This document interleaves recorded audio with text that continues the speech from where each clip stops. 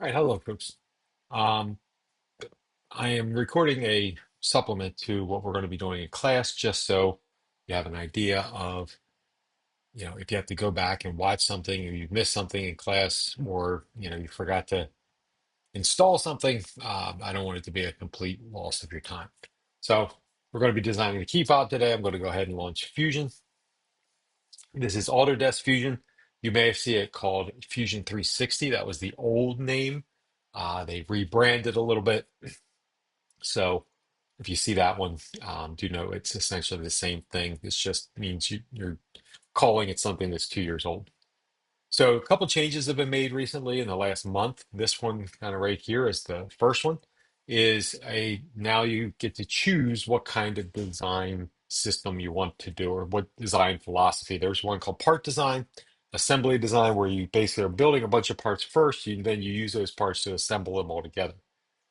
Um, the one we are going to use is hybrid design, simply because that's the one Fusion has been using for the last 10 years.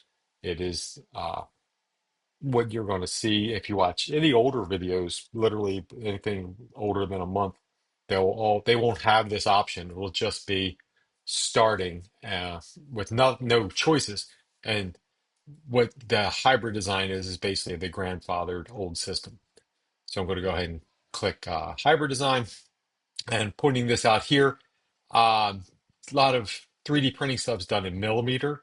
So I'll be using millimeter as well. And I'm going to go ahead and create new and then get started from here.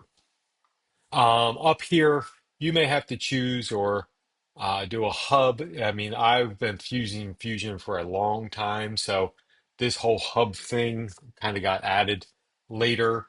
And I just kind of went to a default one. Yours may be a little bit different.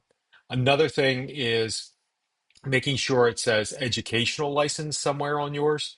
If it does not, and it says something like trial or expires in 30 days, that means you do not have an Autodesk educational account, and you need to get on that because they are not joking. They will cut you down in 30 days, and then you'll only be allowed to access your files. You won't be able to edit anything. So make sure you get that educational account. Okay. First thing I'm going to do here is you can go to the little waffle here, data panel, and create yourself. My suggestion is create yourself a new project folder. And I have one here, 398 220 2026. You can do the same thing. I'm just going to open that up. So anything I create today will be in that folder. And then I'll just close that data panel up. And then from here, when I start out, you'll notice there's an untitled and it has a star there. That means I haven't saved anything yet. So I'm going to go ahead and click save and making sure it's in the right location. If you probably, I have literally hundreds of, or not hundreds, but scores of project files. You starting out may not have any, so that's fine. Welcome, and we'll get started from here. So I'm going to call this key fob, and this is what we're going to be making. All right, I'm going to go ahead and click save. And from there, it should say key fob and not have that star anymore. Let me point out what we are going to be making. Let me open up, I think I have a 398 one here, 20 something else, 2025. So what we're going to be making is, well, maybe I didn't have, come on. It was 2024. Well, actually, I'll just search fob. So what we're going to be making is just a little trinket, just something to kind of get practice with designing in three-dimensional space. Yeah, I thought I had one. This is the one I'm going to be making here, something like this. You're going to be making one. I mean, you could put Tom on yours, but that'd be kind of weird unless your name's Tom. So you can do your initials or something like that, but that's what we're going to be working on. So I'm going to close that up for now and go ahead and get started. So got my folder.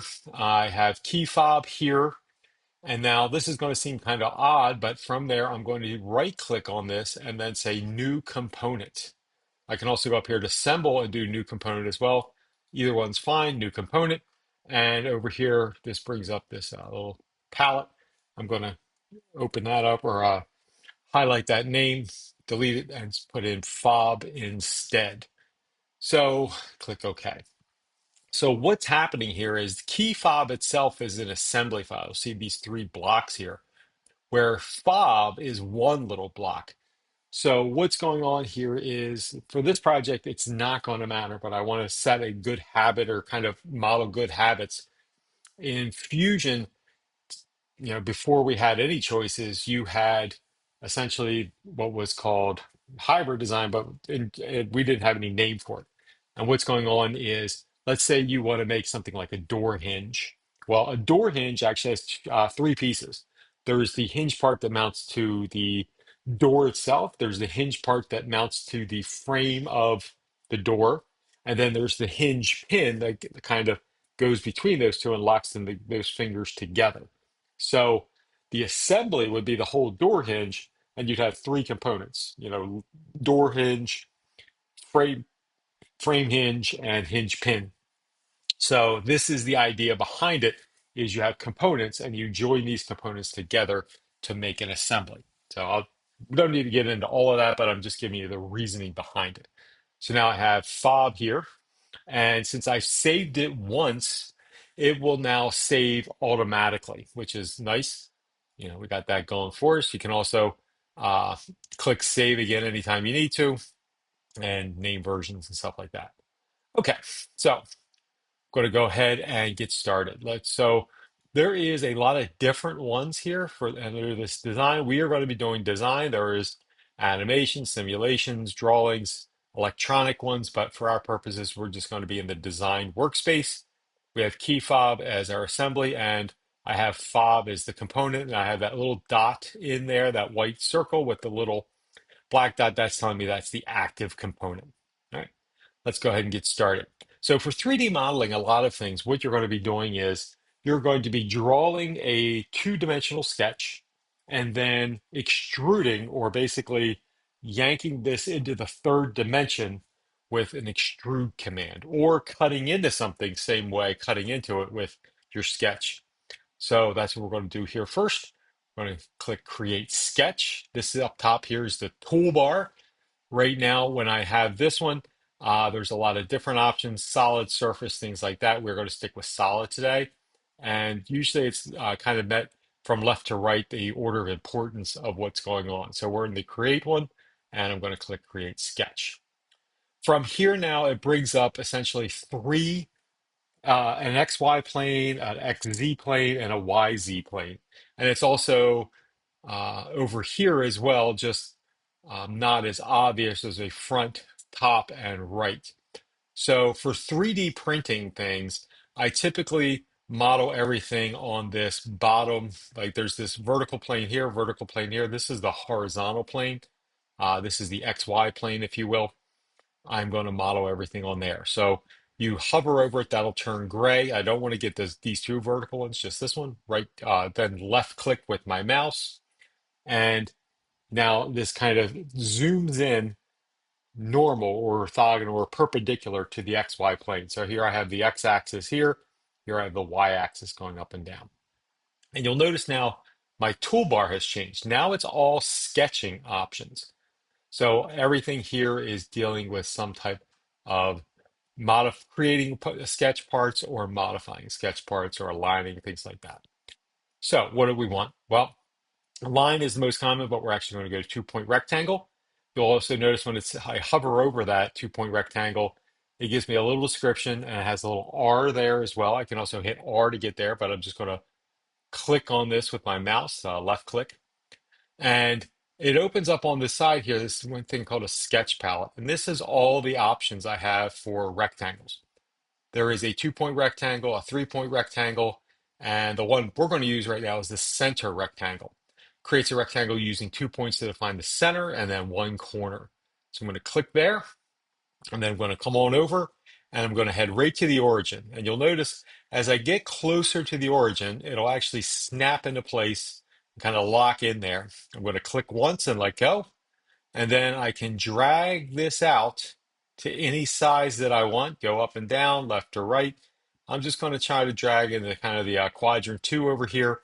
And you'll notice that these boxes on there are also having some dimensions. As I move this, the dimensions change. Now, your bottom box may be blue first. My right-hand box is blue first. So I'm going to type my dimensions in here. And the dimensions I want for this rectangle are 20 tall and 50 wide. I hit tab and I can go between them. So I type in 20, hit tab, hit 50, or type in 50, hit tab. And when it's all said and done, I can also move it one way or the other, but I'm fine with this the way it is. And then I just hit enter. Right? So your dimension might be over here. You can drag it over here. It could be here. You can move them outside, whatever, but it doesn't change the size of this thing. So I have a rectangle now, 50 millimeters, by the way, and that's why it says units mm here. So 50 millimeters wide and 20 millimeters tall. All right, since I clicked somewhere, the rectangle tool went away. You can also hit escape if you still are in the rectangle tool. I'm going to come back up here again to the create and go to center diameter circle C. You can also just type in the letter C. It'll do the same thing, but I'm going to click and I'm going to draw a circle. Now there are back at the sketch palette options. There's 2-point circles, 3-point circles, tangent circles, center diameter, and 2 tangent circles. I want the most common one, center diameter circle. And I'm going to use my mouse wheel, and this is why I like a mouse for CAD instead of a trackpad, but you can do a trackpad by uh, basically taking 2 fingers and expanding or drawing them apart, but I'm going to use my mouse wheel and rotate it to zoom in. Now, by the way, I'll talk about this in a second, but if you're using a mouse and it's not like the zoom is not the direction you think it can be, we can change that. I'll show you that in a second.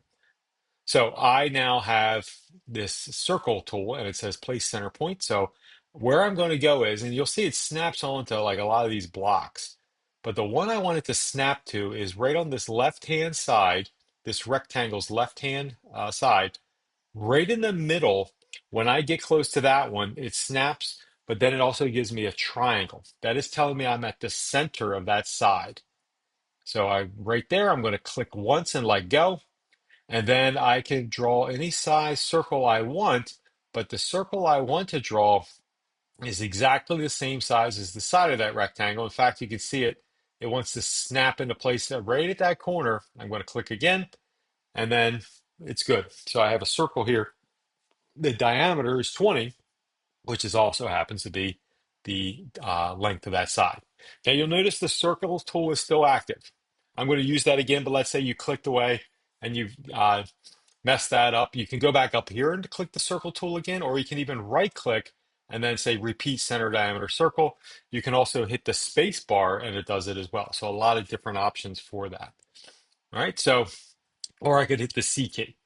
So I want one more center diameter circle and I'm going to start right at that other one. Now you'll notice it doesn't do the triangle anymore. It actually has another little circle. That's telling me I'm picking the center of the previous circle, so they'll be concentric. Click one time and let go. And then this time, I don't want it to snap to anything. I want to type in a number, and that number is going to be 13. Hit enter. Now, let's say you messed up. I'm going to zoom in here and you didn't type in 13. You can just double click that 13 and change it to or whatever number you had. You can double click it again, change it back, and you can see that circle diameter is changing each time you do it. I didn't mean 24, I meant 13. There we go. All right, I now zoom out a little bit. I can also hold down my mouse wheel and drag left or right to pan. You can also do that by putting 2 fingers on your trackpad and you can pan that way as well. All right, so that is it right there. That is the key fob I want to create, or basically the shapes of it. So I'm then going to go up here to finish sketch and click once. And sometimes this does it this way. Sometimes it'll stay like this, where you're just zoomed or looking at it straight down. I don't typically like to look at the things straight down when I'm going to extrude it because I then don't have any sense of scale. So you can come up here and this is the view cube and you can click this little house and that'll get me back to the home view. And I'm going to zoom out a little bit or zoom out a little bit. So this is the shape I want right here that I'm going to extrude. Notice now my toolbar has turned back again. I'm going to go up here to extrude, which is E. And what that means is Now I can come over here and I can extrude, which is basically pulling out into the third dimension any closed shape or closed area. So notice when I hover over this part, it turns blue. Hover over any of these parts, they turn blue. However, when I hover in the background, it does not turn blue because the background is the rest of the world, and that is not a closed section of anything, of sketch. So I'm going to click on this outer circle here. I'm going to click on this inner circle here, or excuse me, the other part of the outer circle that's with the rectangle, and I'm going to click on the rectangle. Now, if you forgot, messed up, and you clicked here too, that's fine. You can unclick it. You click here, you can unclick it. You can click this again, re-click. But basically, you want to have the rectangle blue, or part of the rectangle blue, and then the outer circle part blue. So now this is where we go to extrude, and there's a couple of different options. We have a distance text box here. I can type in a distance, or you can also click and hold this uh, arrow and drag it up as well. So what I want is 4 millimeter. We're not going to make it very large because we want this to print pretty quickly. So 4 millimeter. So I drag it out to 4, or I type in 4, either way. And then I come over here. It says I'm selecting 3 profiles, which makes sense. There was that little part of the circle, that part of the circle, that part of the rectangle. I'm starting on the plane. I'm only going in one direction. I'm telling it to do a distance. That distance is 4 millimeters. And I'm not tapering it all. And I am making a new body because I did not have anything to start with. So this is brand new. And I click OK. Wait a second. Now, if you messed up and you did 5 millimeter or 3 millimeter, something like that, you can come back down here, right click and edit that feature, and that'll bring back up all of these options again. Make sure you got 4, make sure you don't have that extra piece, or click back off of there and click OK. You can also right click and delete it. However, if you delete it, let me go back up here, you're like, oh, where did my sketch go? Well, that is because under Fob here, you click this drop down menu. Here's sketches, open that up. There's my sketch. You'll see it has a little eye with a slash through it. That means once you're done extruding a sketch, it usually just hides it. People found that to be better than keeping them around. So if you delete something or whatever, you really didn't delete it. It's just been hidden. So I'm going to extrude, click these 3. 4 for that. Click OK. Now you'll notice that sketch is still there, so I'm going to turn that sketch back off. Oh, and by the way, while I'm here at sketch, notice that sketch 1, that was the only sketch we've done. It has a little red lock. That red lock is important. That means that sketch was fully constrained, which means basically kind of like when we did, or when you did in geometry, like proving triangles are congruent, like side angle, side, stuff like that. There was only one triangle that could be, with 3 sides that exact same length, and they're all congruent that way. The same thing with this sketch. So when you define everything for the sketch, the angles, the size, where it goes, if there's no other sketch that could be that way, it's considered fully constrained, and that's a good thing. You want that red lock if at all possible. All right, so now I have my key fob. Now I still need to put my text, my initials on here. So I'm going to go make a new sketch, create sketch. And now I don't need these planes. What I need is another flat surface, namely the key fob. So I'm going to use this face of the key fob. Now I could actually put letters on this side here. It wouldn't look very good. Or I could put them not on a curved surface. Typically, you only do sketches on flat surfaces. So I'm going to put a sketch on the flat surface of this key fob. So stay away from these planes, and just you'll see as I move over this, it turns gray and then goes away. So I want to do one on the face of this key fob. Click once, and then it zooms in again, or turns so I'm looking straight down, orthogonal to it. Okay, so let's draw some text. Up here under create, now I don't want a rectangle. I go to create, and there's actually more stuff under here. So in this case, under create, I can go down here to text. Click OK, or click text once. And now I'm basically drawing kind of like PowerPoint or Google Slides. It's saying, hey, let's draw a text box, or a text frame, they call it in this case. So I don't want to go the full size of the key fob. I kind of want to keep it in this rectangular section, and I don't want it all the way on the edges. Now, later on, we can learn a way of making it, you would draw a sketch ahead of time and then put the text frame in that sketch. But I'm just going to have it right here, kind of start with that sample text there, and then start from there. I know my roast chicken's getting done. Okay, back to it. So, sample text now showing up, and you're like, okay, well, I want to change that. Yeah, of course you do. So over here, I can double click. So here is the text, and it's saying sample text. So let me cancel that for a second and show you that again. Under create, text, I'm going to draw my text box, just kind of eyeing it up. There's other ways to do it better, but for our purposes, this should be good. And the text box, unfortunately, is kind of hidden under here. I don't know, maybe that's a glitch, but I'm going to just click on here. And then in here, I'm going to put in my text. So TOM. And then it looks like it deleted a little, what do you call it? Not parenthesis, quote, a single quote mark. So I need the characters between single quote marks in order to do that. And here we have it. Now, this doesn't look very good. Number one, it's not centered. So we'll center it this way and we'll center it up and down. That's better. It's kind of spindly, kind of thin.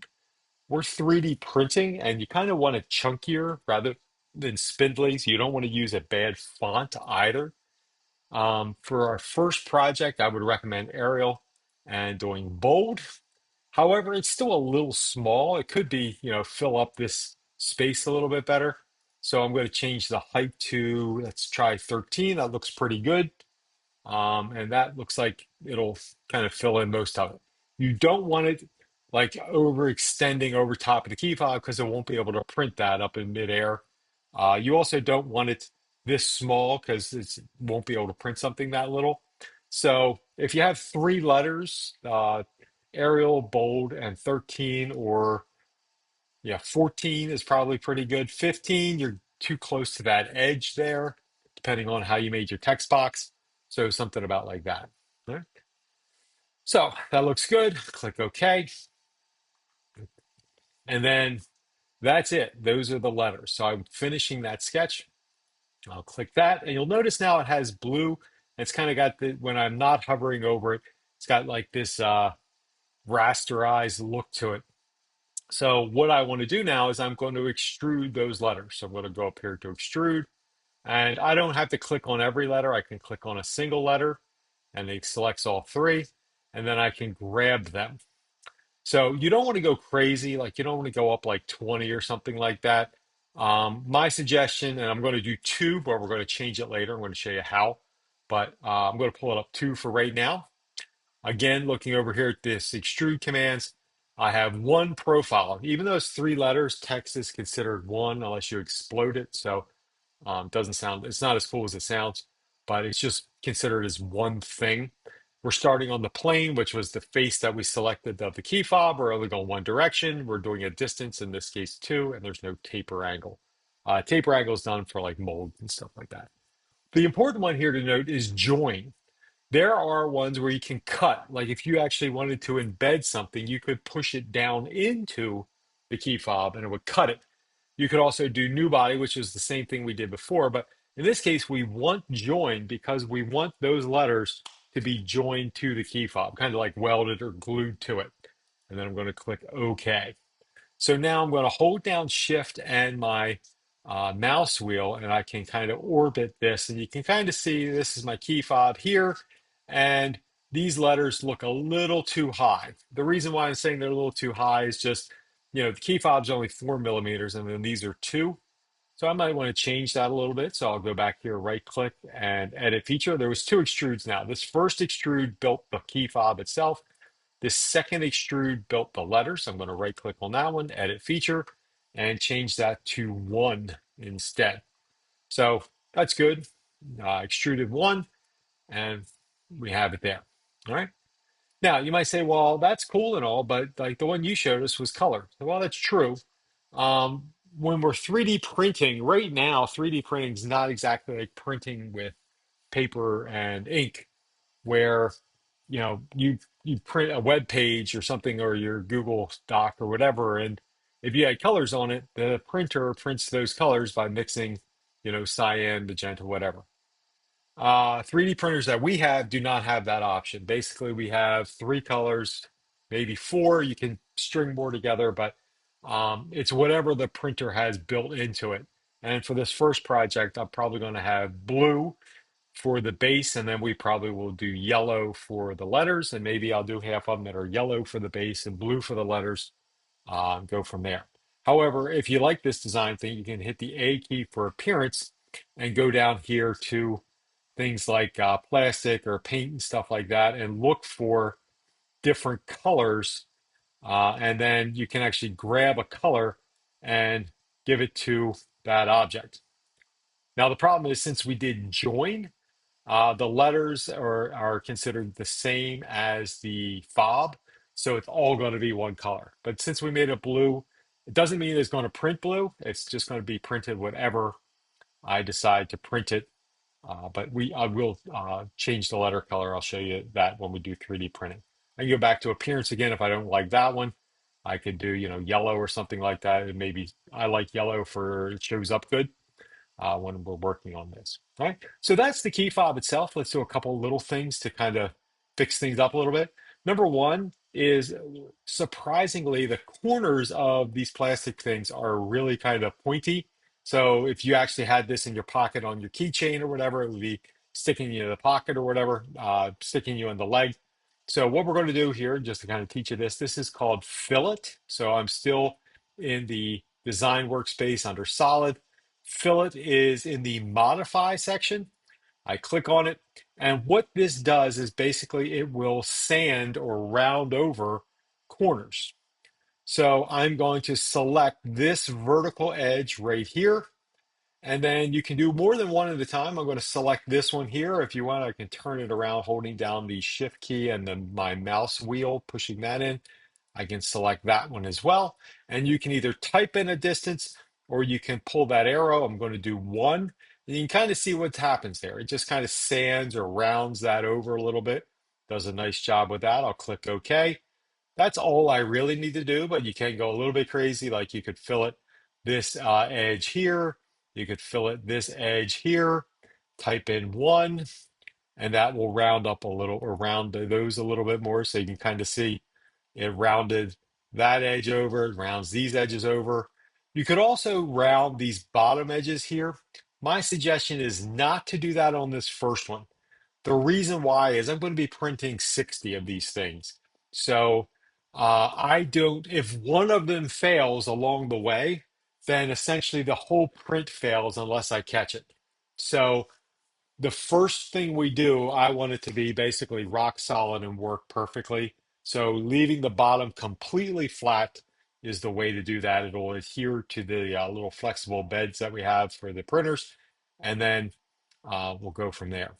So key dimensions for this was 4 millimeters for the fob, and then 1 millimeter or around there for your letters or text. So that's my key fob there. I'm going to go ahead and click save again, and I'll just type in like version description. So completed fob, and click OK. And then from there, I now need to save this, and this is how you send this to me. You're going to right click here under fob and then say save as mesh. So I'm going to click save as mesh. I usually send from my computer, and I send it to Bamboo Studio, the print software I use. However, you are going to select export for yours. We have one object selected. STL binary is the choice we're going to do. We want unit type of millimeters. Refinement settings, we're not going to mess with at all. We just leave those as standard. I'm going to click OK. And then it's going to ask me where I want to save it. So right now it's saying save to my computer. So if you're on your laptop, decide where you want to save it, whether it's on your desktop or wherever. You may want to change the name and have your last name in there. So if I get a file and I'm like, oh, whose is this? having your last name or your first last name will be helpful. So lum fob STL file. I don't want to save it to the cloud. I want to save it to my computer, and it's going to go into my downloads, and I click save. So when that's all said and done, now I go to my downloads, and there it is right there. Now my computer has Bamboo Studio launched into it or loaded into it, and when I open an STL file, that's what it does. And then here it is in Bamboo Studio, ready to go. And then I would do a couple things to it and change it. So we'll change the filament for the letters and stuff like that. But your computer, if it doesn't have Bamboo Studio, it may not know how to open an STL file. So you may not have any way to look at it, or it may ask you what to find or look for. Hey, how should I open this? I would recommend putting Bamboo Studio on, but it's entirely up to you. Right? This STL file is what you'll submit for your project, for your Canvas project grade is that, and then I'll open them all up and grade them from there. There's a rubric. Make sure you look at that. I'll also have a drawing in Canvas, so that way you can see what size everything needs to be, and we should be good from there. All right, thanks so much. Have a good one.